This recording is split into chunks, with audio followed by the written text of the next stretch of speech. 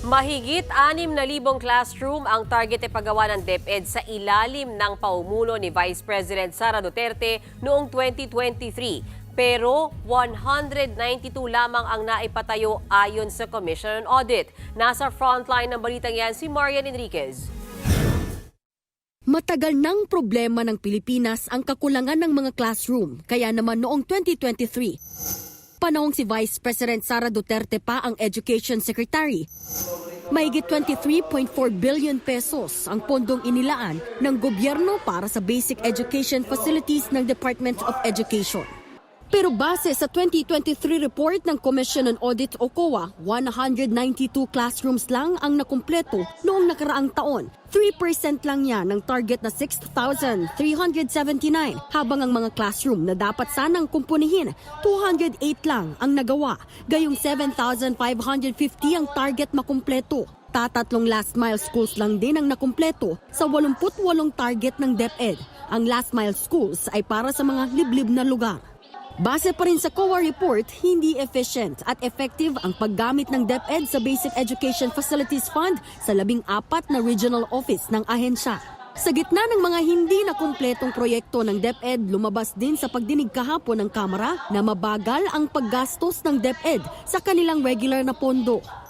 Ang efficiency pagdating sa spending ng confidential funds ay 143%. Congratulations po. Pero pagdating naman po sa regular funds, napakabagal po. Low utilization. Ibig sabihin, mabagal ang paggastos at may natitirang pondo. So wasted funds, wasted time.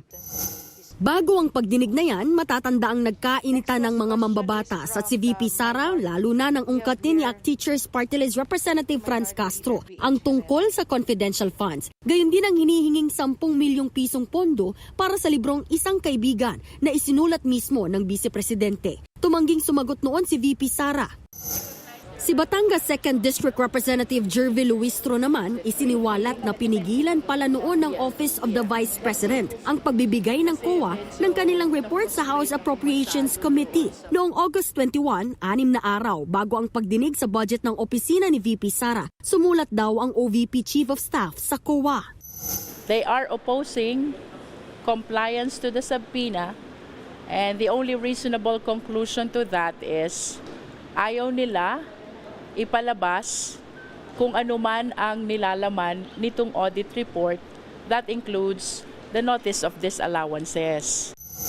May 3 dahilan daw ang OVP sa kanilang pagharang na isapubliko ang audit report. Paglabag daw ito sa separation of powers, paglabag sa due process at dahil confidential ang nature ng pondo.